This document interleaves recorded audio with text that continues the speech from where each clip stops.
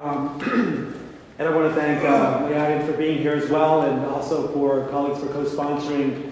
these hearings. I've actually called for a hearing and brought forward a resolution, and have been supported in that the hearing by Supervisor Kim and Supervisor Cohen, and in the resolution by Supervisor Campos, Tues, it's President Tues, Supervisor Kim, Supervisor Marr, Supervisor Lage, and Supervisor Cohen. So I want to thank you for your sponsorship. I actually come to my work in on the foreclosure crisis that we still have in San Francisco from a personal stake in what's going on in the city, and as well as someone who's representing a district that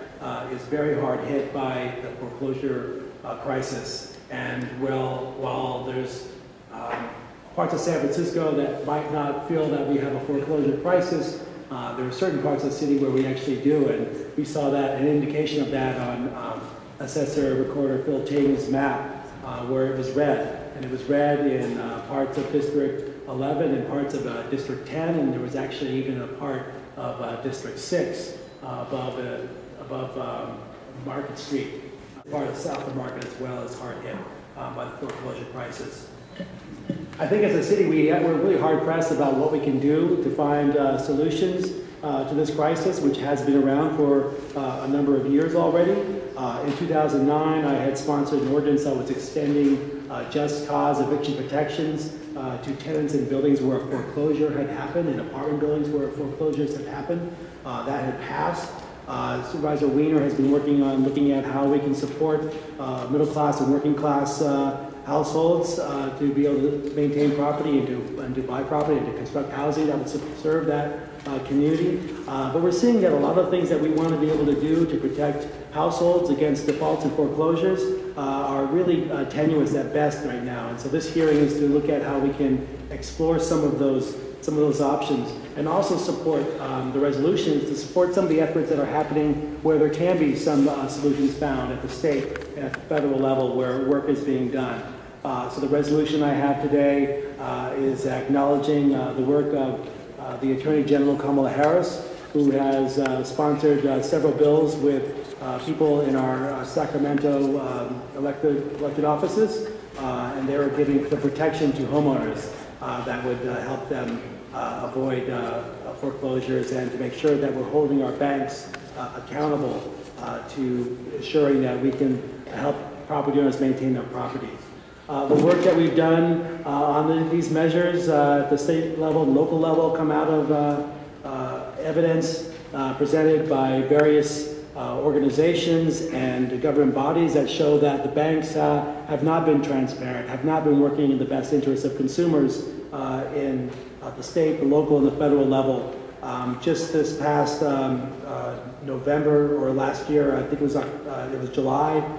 the Federal Reserve Bank had dinged Wells Fargo $85 million for its inability to really work well with households against foreclosures around the country. We also have seen the California Reinvestment Coalition and the Association of Community, I'm going to get the name wrong, ACE, I'll just say the acronym because it's escaping me right now, who have done a report about how our foreclosure crisis is affecting our communities. We have the audit by the Assessor Phil Ting that is showing that we have some evidence of the banks not working well behind the scenes, working actually in a perhaps fraudulent way behind the scenes, that are moving out mortgages and titles rapidly to seek foreclosure, and not working as well as they can with consumers to protect them against foreclosures. All of these are referenced in the resolution that we have today. I want to make sure that as a city we can do all that we can. I think siding with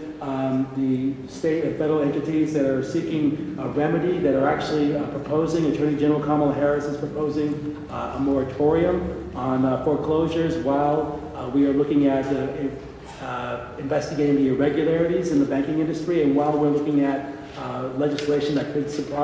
provide respite for households against foreclosure are being enacted in Sacramento. And I think it's important that we create this kind of pause, especially when we see these irregularities and possibly fraudulent acts by the banks that are really impinging the rights of households in the city to maintain their property. And that property is also our assets and our wealth that keep our communities whole. So I want to thank again my colleagues for their work on this. I look forward to a very robust discussion as we move forward today, and I want to see what we can look for in the months to come that can really support our households here in this city. Thank you very much.